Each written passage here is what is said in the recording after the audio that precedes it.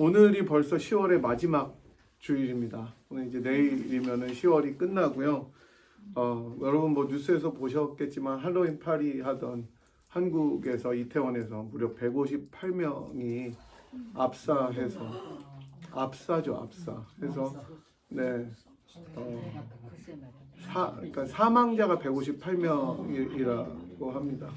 그리고 뭐 부상자들은 뭐 더 많고, 그러니까 중간부터 시작해서 쭉 도미노처럼 깔려서 이제 다 그런 일들이 일어났는데, 여러분께서 계속해서 유족들을 위해서 기도해 주시고, 이 나라가 정말 그런 아픔 속에 참 위기잖아요. 그럴 때마다 정말 여러분들께서 같이 애통하고 슬퍼하는 마음으로 기도해 주셨으면 좋겠습니다. 이제 곧 저희들이 11월로 접어드는데, 제가 주일마다 오늘이 몇 월의 몇 번째 주일이라고 이렇게 말씀드리는데, 그럴 때마다 시간이 휙 한 달씩 가는 것 같다가 9월부터는 한 두세 달씩 슉슉 가는 것 같은 느낌이 들기도 합니다. 이제 11월이 시작되면 12월이 찾아오고 새로운 한 해 2023년, 세상에 여러분 생각이나 해보셨어요? 2023년이 오게 되는데, 이 세월 가운데 우리 아까 처음에 찬양했던 것처럼 피난처 되신 주님을 기억하고 우리들 마음속에 평안을 주시는 하나님을 바라는 그런 시간들이 되었으면 좋겠습니다.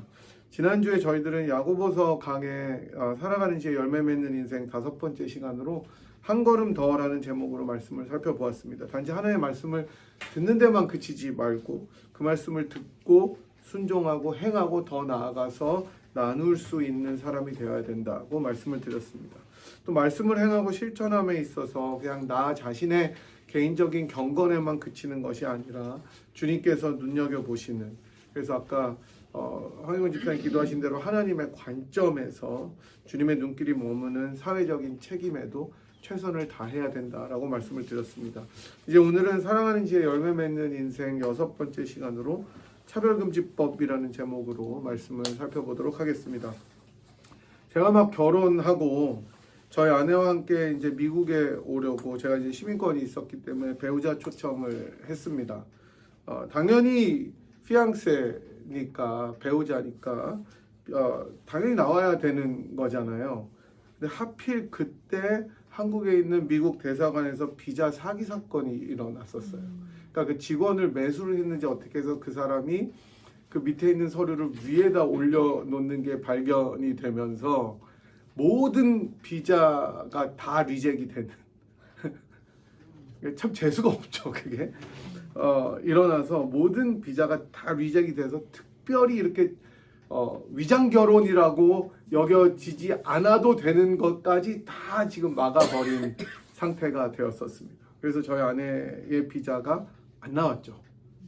그래서 저 혼자 미국에서 1년을 생활하고 다시 한국에 들어가서 여기 계신 분을 초청해서 비자 인터뷰를 하러 미국 대사관에 갔습니다. 1년 동안 힘들었죠. 신혼이었는데 결혼한 지 2달도 안 됐었던 것 같아요. 네.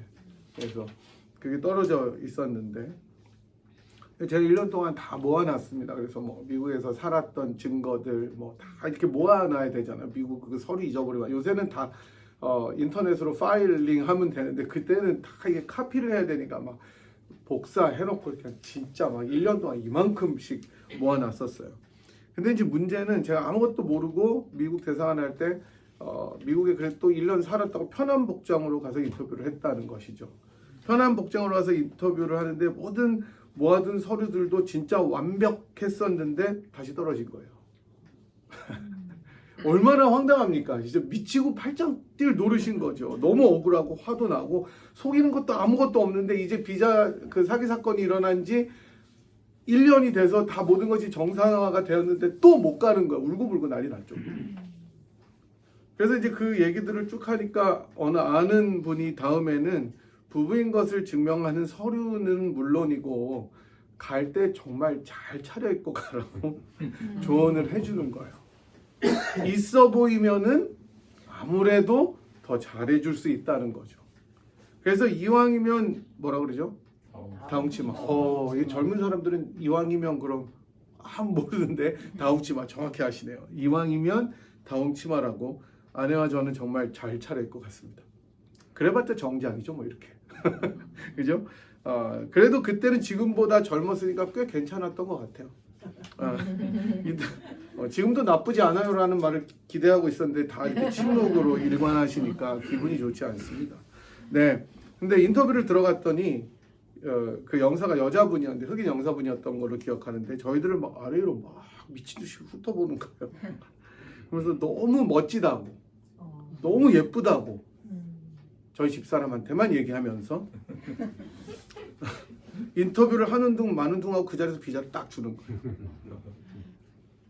제 외모인지 아내의 외모인지는 모르겠으나 당시 여자는 분명히 영사는 여자분이었기 때문에 아마도 저의 놀라운 외모에 넘어간 게 아닌가 하고 아직까지도 물어보지 않고 있습니다. 물론 서류상으로도 전혀 문제가 없고 더 증명할 것이 없어서 통과되었겠지만 저는 아직도 그 영사가 저희 부부를 바라보았던 눈이 잊혀지지 않습니다. 괜찮네 이런 눈 있잖아요. 실제로 남자들의 경우는 아까 우리 권사님께서 남자들이 말 안 들을 때는 어떻게 해야 되지? 라고 네 이렇게 지랄하는데 서늘하더라고요. 서늘했어요. 장로님은 괜찮으실까? 우리가 간 다음에 무슨 일이 주위에 있을까? 이런 생각이 들었는데 실제로 남자들은 외모가 더 예쁜 여자들을 볼 때 더 친절해진다는 통계가 있습니다.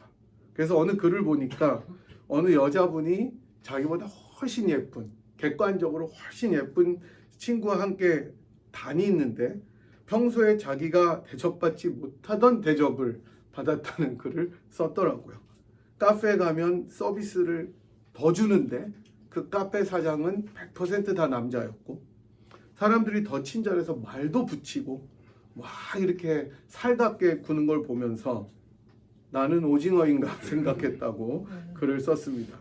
그러면서 그 친구보다 조금 외모가 떨어지는 자기는 참 그렇다라고 글을 쓰면서 세상은 왜 불공평한가 이렇게 썼는데 아마 여기 계신 분들은 다 외모가 훌륭하시기 때문에 네 괜찮을 거라고 생각을 합니다. 오늘 우리가 읽은 본문에서 야고보는 favoritism 즉 편애에 대해서 다루고 있습니다. 편애를 국어사전에서 찾아보면 그 뜻이 어느 한 사람이나 한쪽만을 치우치게 사랑한다라는 의미를 가지고 있습니다. 즉 한 편을 더 사랑한다는 거예요. 본문 1절에 나오는 것처럼 사람을 차별해서 대우하지 말라는 것은 편애하지 말라는 말입니다.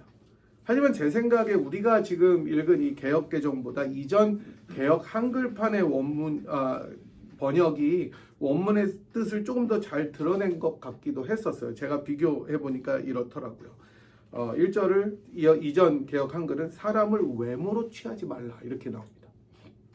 오늘 우리는 사람을 차별하여 대하지 말라라고 얘기했는데 이것은 좀 해석을 한 거고 사실은 사람을 외모로 취하지 말아라 이렇게 이야기하는 것이 조금 더 번역에 잘 돼 있는 것입니다. 사실 둘 모두가 조금 더 완벽한 번역은 아니지만 차별해서 대하다라는 이 헬라어 원어의 의미는 외모를 보고 받다라는 뜻이에요.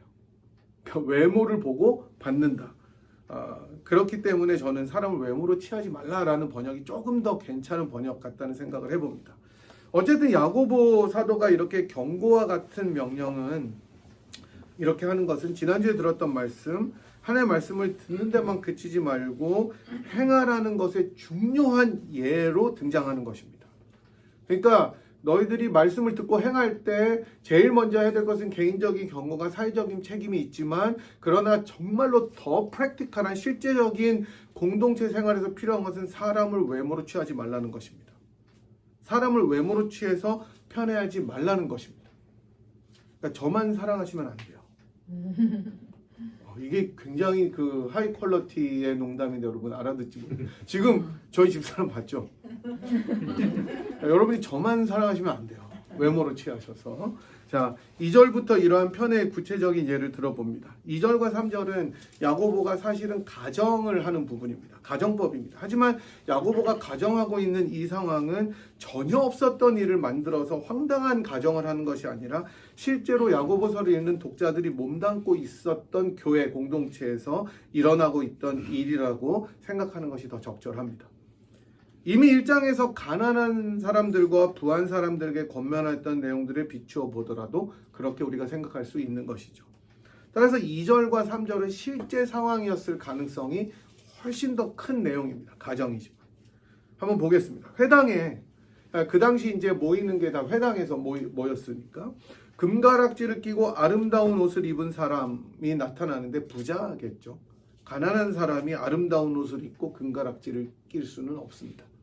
지금도 그렇듯이 부자들은 검소한 사람들도 많이 있긴 하지만 그거보다 더 많은 경우에 화려한 외모를 자랑합니다. 그걸로 쇼업을 해야 되는 거예요. 재벌가의 회장들이나 뭐 유명한 배우들이나 또는 그 가족과 친척들, 자녀들까지 언론에 나오면 언론들은 그 입은 옷들이 얼마짜리인지, 치장한 보석이 어느 제품이고 얼마를 하는지 엄청난 관심을 기울입니다. 어쨌든 이렇게 교회에 방문자가 왔는데 누가 봐도 삐까번쩍하고 기름이 좔좔 흘러요. 완전 뺀질뺀질해요. 정말 좋은 옷에 누구나 봐도 다 알아보지 못할 것 같은 비싼 옷에 알아보지 못하고 검색을 해야 명품이에요, 여러분. 우리가 다 알아서 저거 입었네 그러면은 그거는 그냥 명품 중에 낮은 거고, 하면서 저게 뭐지? 그리고 내가 찾아봐야 그게 진짜 명품인 거예요. 내가 못 들어본 걸로 검색을 해서 이게 명품이구나 알아야 그게 명품이지, 다 그냥 우리가 아는 유명한 거 그거는 그냥 명품 중에 조금 낮은 거 다 알면 무슨 명품이에요. 그건 명품이 아니에요. 그래서 제가 이제 쭉 명품들을 찾아보려도 안 찾아봤습니다. 모르니까. 딱 봐도 입이 벌어지는 보석들을 치장하고 누가 들어옵니다. 오늘 예배 만약에 하는데 우리 말고 진짜 여러분들 알기 때문에 자 누가 이제 한 명 거기서 이제 쫙 들어오는데 그러고 들어와요. 근데 동시에 다른 방문자가 하나 들어오는데 이 부자는 반대로 정말 남루한 옷을 입은 가난한 사람입니다. 검색해도 안 나오는 옷이에요. 이분도. 딱 봐도 구질구질하고 없어 보이죠. 왠지 우리가 몸담고 있는 교회 공동체와 수준과는 잘 어울릴 것 같지 않은데 들어오는 것이죠. 그리고 이 두 사람을 대하는 그 교회의 모습을 보여줍니다. 아름다운 옷을 입고 금가락지를 낀 부자를 눈여겨보면서 주목해보면서 가장 좋은 자리로 안내합니다. 이쪽에 앉으세요. 이 편의 눈길을 가지고 바라보는 것이죠. 상석을 권합니다. 뭔가 있어 보이니까. 하지만 남루하고 가난해 보이는 사람에게는 너무나 잔인한 말을 합니다. 뭐라고 하냐면 거기 서 있든지 내 발등상 아래에 앉으라. 그러니까 자리를 권하기도 전에 그냥 서 있으라는 거예요. 서 있든가 들어오지 말고 거기 서 있든가 굳이 앉으려면 말석에 가서 앉으라고 이야기를 합니다. 정말 선명하게 사람을 외모로 구별하는 모습이 나타나는 것이죠. 여기서 더 나아가 이 공동체는 6절에 나오는 것처럼 가난한 사람을 차별할 뿐만 아니라 핍박하기까지 하였습니다. 가난한 자를 업신여기며 억압해서 법정으로 끌고 갔다 이렇게 얘기를 합니다. 돈을 갚지 못하는 경우 같은 형제자매라는 것에 관계없이 그렇게 해버렸다는 것입니다. 물론 돈을 상환할 능력이 없는데 빌리고 떼먹는 것은 옳지 않지만 아마도 여기서는 팔레스타인 지역의 소작농들의 어려움을 이야기하고 있는 것 같습니다. 소수의 지주들이 엄청나게 높은 소작료를 책정해서 고리대금처럼 갚지 못하게 될 때 이 사람들에게 여유를 주는 것이 아니라 재판에 넘겨버리고 다른 것들을 매물로 취해버리는 악습을 이야기하는 것입니다. 실제로 이런 모습이 야고보 독자들이 몸담은 교회 공동체에 있었다는 것. 그게 교회의 모습이었다는 것입니다. 실제로 이게 어느 정도 정확한지는 모르지만 분명히 부자와 가난한 자를 구별해서 부자들을 편애하는 일이 교회 안에 횡행하고 있었습니다. 야고보 사도는 이런 모습을 안타깝게 바라보면서 그렇게 하지 말라고 강력하게 도전하고 있는 것이 본문의 내용입니다. 이렇게 외모로 사람을 구별해서 대하면, 즉 편애하면 4절에 나오는 것처럼 서로 차별해서 악한 생각으로 판단하는 것이다 라고 말씀합니다. 여러분, 편애라는 것은 사실은 차별을 그 기초에 두고 있습니다. 한편을 지나치게 치우치게 사랑하는 것은 내가 어떤 가치를 두고 사람을 바라보는지를 드러내는 것입니다. 따라서 차별은 가치관이고 그 차별이 드러나는 방식이 편애가 되는 것이죠. 우리 사회는 현재 이 차별에 대해서 엄청난 거부감과 반대의 움직임을 보여주고 있습니다. 그게 이 현대 사회입니다. 특히 여러 인종들이 섞여 살아서 멜팅팟, 모든 것이 녹아있다고 이야기하는 이 미국 땅에서 최근 몇 년간 전역을 휩쓸었던 Black Lives Matter, 얼마나 인종적 편견과 차별이 심하게 존재하는지를 보여줍니다. 아직도 흑인들은 이스트 쪽, 사우스 쪽에 살아야 됩니다. 백인들은 노스 쪽, 웨스트 쪽에 살고 조금씩 돌아오면은 점점 더 북서쪽으로 올라갑니다. 세그리게이션을 해놓는 거예요. 그 동네 가면 쓰레기들 치워지지도 않고 눈도 치워주지 않습니다. 아직까지 세금을 못 내기 때문이죠. 결국 우리가 인종적 차별뿐만 아니라 성차별도 존재하고 너무나 많은 차별들이 존재합니다. 외모로 보는 것이죠. 결국 우리가 사람을 어떻게 생각하느냐에 따라서 이런 차별이 존재하고, 이 차별은 조금 전에 말씀드린 것처럼 우리가 사람을 대하는 방식에서 편애하는 것으로 드러날 수밖에 없게 됩니다. 자녀들도 편애할 수 있죠. 그거는 우리가 자녀는 어때야 한다는 생각에 기초를 두기 때문입니다. 야고보는 오늘 본문을 통해서 독자들의 공동체에 뿌리 깊게 박혀있는 이 편애와 차별의 문제를 다루면서 그 중심 가장 깊은 곳에 신자라고 부르는 자들의 진정한 가치관이 무엇인지를 점검해 보라고 도전하고 있습니다. 사람을 어떻게 생각하느냐? 당신은 사람을 어떤 가치와 관점을 가지고 바라보느냐? 그 사람들은 믿는 자들, 크리스천이라고 하면서도 여전히 사람을 생각하고 바라보고 판단하고 대하는 방식이 외모였어요. 재물이었어요. 겉으로 드러나는 여러 가지의 마음을 두고 그게 그 사람이라고 정의하고 대했습니다. 하지만 야고보는 그것이 아니다, 가장 중요한 원리가 있다라고 이야기하는데, 그것은 1절 처음에 나오는 말씀입니다. 우리가 1절을 다시 한번 보면서 같이 한번 읽어보도록 하겠습니다. 1절 한번 다시 읽어보겠습니다. 시작. 형제들아, 영광의 주 우리 주 예수 그리스도에 대한 믿음을 너희가 가졌으니 사람을 차별하여 대하지 말라. 아멘. 너희가 영광의 주 우리 주 예수 그리스도에 대한 믿음을 가졌다면 이렇게 하지 말라고 이야기하는 것입니다. 다른 사람들이 다 그렇게 하더라도 영광의 주 곧 우리 주 예수 그리스도에 대한 믿음을 가진 사람이라면 사람을 차별해서 대하지 말라고 이야기하는 거예요. 그게 신자들이 행해야 되는 것이라고 이야기를 합니다. 이 구절이 없었다면 그냥 도덕인 거예요. 사람을 차별해서 대하지 마세요. 왜냐하면 그건 너무 인간이 존엄하고 뭐 이렇게 이야기할 수 있지만, 야고보는 한 컨디션, 조건을 딱 주는데 그거는 바로 영광의 주 곧 우리 주 예수 그리스도에 대한 믿음을 가졌다면 그렇게 하지 말라고 이야기하는 것입니다.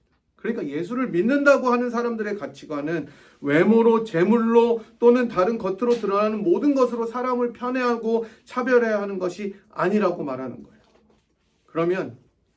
그러면 예수 그리스도에 대한 믿음을 가진 사람들은 어떻게 해야 됩니까? 저는 이 지점이 가장 중요하다고 생각합니다. 예수님에 대한 믿음을 가졌기 때문에 무엇을 행하는 것 이전에 이 믿음을 내가 어떻게 가지게 되었는지를 생각하면 당연히 다른 사람들을 대할 수 있는 방식이 나오게 된다는 것입니다. 영광의 주 우리 주 예수 그리스도에 대한 믿음이 어떻게 나에게 왔습니까? 어떻게 내가 그 믿음을 소유하게 되었습니까? 아무 자격도 없고 아무 공로도 없고 하나님을 대해서 아무것도 내세울 것도 없는 나에게 그냥 은혜로 주어진 것이 믿음입니다. 여러분이 뭐 하셨어요? 하나님 앞에 여러분이 막 외모를 꾸미고 갔더니 하나님이 너 너무 이쁘다. 아우, 권사님 오늘 대박이네요. 하나님이. 구원의 반열로 오세요. 집사님 장로님 오늘 보니까 굉장히 멋있으세요. 구원의 반열로 오세요. 라고 하지 않으셨습니다. 아무것도 내세울 것이 없는 우리들을 하나님께서 은혜로 불러주셨습니다. 오늘이 여러분 종교개혁주의입니다. 오직 은혜로. 솔라 그라시아. 오직 그리스도를 통해서 은혜로 우리들을 부르셨습니다. 그래서 그 믿음이 우리들에게 온 것입니다. 그야말로 불가항력적인 은혜로 우리들에게 구원을 허락하셨습니다. 만약 하나님께서, 물론 인간들 중에 그 누구도 하나님 앞에 내세울 것이 없기는 하지만 그래도 하나님께서 기준을 두고 차별해서 구원하기로 작정하셨다면 그 누가 구원의 대열에 들어올 수가 있었겠습니까? 제가 아무리 뛰어난 외모를 자랑한다고 하더라도 하나님이 부르실 수 있었겠습니까? 여러분이 아무리 가진 재물이 많고 인격이 훌륭한 그러한 덕성을 함양하고 있더라도 하나님께서 그것 때문에 부르실 수가 있었겠습니까? 아니에요. 우리 중에 누가 외모로, 재물로, 언변으로 하나님 앞에 지식으로 구원을 얻을 수 있는 자가 있었겠습니까? 아무도 없어요.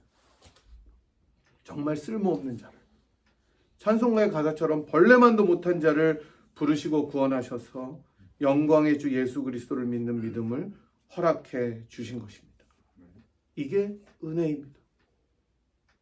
그래서 그리스도를 믿는 믿음을 가진 사람들은 자기의 믿음을 생각할 때마다 아무 말 하지 못하고 가슴이 먹먹하고 눈물이 흐르고 마음이 겸손해지고 마음이 따뜻해지고 하나님의 은혜만이 내 속에서 차고 넘치는 것을 경험하게 되는 것입니다. 바로 이 믿음, 영광의 주 우리 주 예수 그리스도를 믿는 믿음을 가졌으니, 이 믿음을 가졌으니 이제 하나님이 나를 그렇게 대하신 것처럼 나도 사람들을 대할 때 세상이 사람을 바라보는 방식대로 하지 말고 외모로, 재물로, 그리고 겉으로 드러나는 조건들로 다른 사람을 대하지 말고 피부색으로, 성별로, 또 다른 어떤 것으로 타인을 대하지 말고 오직 하나님께서 전혀 차별 없이 나를 대하신 그대로 대하라는 것입니다. 하나님은 도리어 차별 없이 대한 것이 아니라 정말로 차별받기에 마땅한 사람들을 구해주셨습니다. 자기를 향해서 반역하고 자기 아들을 십자가에 못 박고 조롱하고 침뱉고 창으로 찌르고 죽이기까지 한 원수들을 하나님께서 안아주셔서 자기 아들과 딸로 삼아주셨습니다. 그리고 그런 사람들이 모인 곳이 교회입니다. 교회는 절대로 재물의 많음이나 학식의 높음이나 외모의 뛰어남에 의해서 구분되는 곳이 아닙니다. 교회는 도리어 약자들이 더 대접을 받고 가난한 사람들이 웃음을 되찾고 못난 사람들이 더 기쁨을 얻는 곳이 되어야 합니다. 왜냐하면 하나님의 관심이 그 사람들에게 머무르기 때문입니다. 그래서 5절을 보면 내 사랑하는 형제들아 들을지어다 하나님이 세상에서 가난한 자를 택하사 믿음에 부요하게 하시고 자기를 사랑하는 자들에게 약속하신 나라를 상속으로 받게 하지 아니하셨느냐라고 말씀하십니다. 하나님께서 가난한 사람들을 사랑하십니다. 더 높이십니다. 따라서 예수를 믿는 사람들이라면, 그래서 은혜를 체험한 사람들이라면, 예수 그리스도를 믿는 믿음을 가진 사람들이라면 사람의 참된 가치를 그 사람을 사랑하신 그리스도 우리 주 안에서 찾아야 된다라고 야고보는 도전하고 있는 것입니다. 결코 외모가 아니라 지식이나 재물이 아니라 오로지 그리스도의 믿음 안에서 찾으라는 것입니다. 사실 오늘 말씀을 통해서 야고보는 편애와 차별의 문제를 다루고 있지만 실제로 더 깊이 나아가면 신자들이 이 세상을 살아가는 세속의 가치관과 그리스도를 믿는 사람으로서 하나님의 관점을 가지고 소유해야 될 가치관 사이에 얼마나 심각한 싸움이 벌어지고 있는지를 이야기를 해줍니다. 우리가 그렇게 살고 있어요. 우리 속에 여전히 드리워진 다른 사람들을 바라보는 방식은 어디에 있는지를 점검하라는 것입니다. 그냥 쭉 지나가면서 딱 보면 우리도 스캔하잖아요. 대강 알잖아요. 또 인생을 살다 보면 대강 또 맞아요. 그게 신기하게. 슬픈 예감은 틀린 적이 없어요. 참 재수없는 사람은 재수없는 경우가 90% 이상이에요. 그리고 저 외모는 대부분의 경우에 많이 그 사람의 인격을 반영하기도 해요. 그러나 그렇게 하지 말라는 거예요. 왜냐하면 그 사람을 위해서 예수님께서 죽으셨기 때문이라는 것입니다. 그리고 그보다도 못한 나를 위해서 예수님께서 죽으셨기 때문에 그리스도를 믿는 믿음을 가진 사람이라면 다른 사람들을 차별해서 판단해서 대하지 말라고 이야기하는 것입니다. 그리고 우리 마음속에 여전히 그것이 자리 잡고 있다면 그것이 행동과 태도로 반드시 드러나기 때문에 그것을 잘라버리라고 이야기합니다. 왜냐하면 우리는 차별 없는 사랑과 은혜로 공로가 전혀 없어도 구원받은 사람들이기 때문입니다. 그리고 그런 사람들이 어우러져 살아가는 곳, 못난 사람들이 어우러져 살아가는 곳, 그곳이 교회입니다. 여러분도 저도 다 하나님 앞에 까놓고 보면 자랑할 게 아무것도 없습니다. 내놓을 게 아무것도 없습니다. 하나님께서 너 이거 나한테 다오라고 하면 우리들의 직분이 무슨 소용이 있고 우리들의 재물이 무슨 소용이 있고 우리들의 학식과 외모가 무슨 소용이 있겠습니까? 아무것도 없어요. 그러나 하나님께서 우리들을 있는 모습 그대로 받아주셨습니다. 그래서 우리가 여기에 있습니다. 우리 모두가 받은 은혜와 믿음에 감격했으면 좋겠습니다. 오직 믿음, 오직 은혜, 오직 성경, 오직 그리스도로 하나님 앞에서 영광 돌리는 우리가 되었으면 좋겠습니다. 그리고 우리 안에 계신 여러분들 서로를 불쌍히 여기면서 그게 그냥 아유 인간아 불쌍하다가 아니라 정말로 긍휼히 여기면서 우리가 서로를 위해서 더 사랑하고 더 소망을 품고 더 중보하는 그런 따뜻한 교회, 하나님의 정말로 영광을 회복하는 그런 교회가 되기를 간절히 소망합니다. 아멘. 하나님, 우리가 내세울 것이 있다고 하더라도 하나님 앞에 자랑할 것이 아무것도 없지만 그런 저희들을 불쌍히 여기셔서 차별하지 아니하고 저희들의 어떤 조건도 보지 아니하시고 일방적으로 사랑하셔서 그리스도를 믿는 믿음을 허락하여 주신 하나님께 다시 한번 감사를 드립니다. 이 은혜에 감격하여 이 세상을 살아가는 저희들이 되게 도와주시옵시고 예수 그리스도를 믿는 믿음으로 정말로 저희들에게 온 그 은혜를 기억하며 다른 이들을 편애하거나 차별하지 않도록 저희들의 마음을 주장하여 주시기를 원합니다. 지금까지 저희들이 살아오면서 그렇게 행한 것들이 있다면 용서하여 주시옵시고 이제는 저희들의 눈이 변하고 귀가 변하고 마음과 영혼이 변하여서 다시 한번 여러 사람들을 그리스도의 눈으로 바라보는 그런 일들이 있도록 저희들의 마음과 시각을 교정하여 주시옵시고 저희들이 늘 은혜 가운데 살아가며 형제 자매들을 긍휼히 여기며 기도할 수 있는 자들이 되도록 축복하여 주시옵소서. 지금은 우리들을 사랑하셔서 자기 몸을 다 버리시고 구속하여 주신 우리 주 예수 그리스도의 무한하신 은혜와 우리들을 차별치 않으시고 자기 아들을 보내셔서 기꺼이 내어주신 하나님 아버지의 극진하신 사랑하심과 성령 하나님의 위로 교통 충만하심이 우리들에게 온 이 은혜의 믿음, 정말로 예수 그리스도를 믿는 믿음을 가지고 다른 형제 자매들을 사랑하고 섬기고 또 편애하지 않고 그들을 더욱더 섬기기로 결단하고 돌아가는 이 자리에 함께한 주의 백성들 한 분 한 분 머리 위에와 또 그러한 교회가 되기로 작정하고 나아가는 사랑하는 분야의 재단 위에 지금부터 영원토록 함께 하시기를 간절히 축원하옵나이다. 아멘.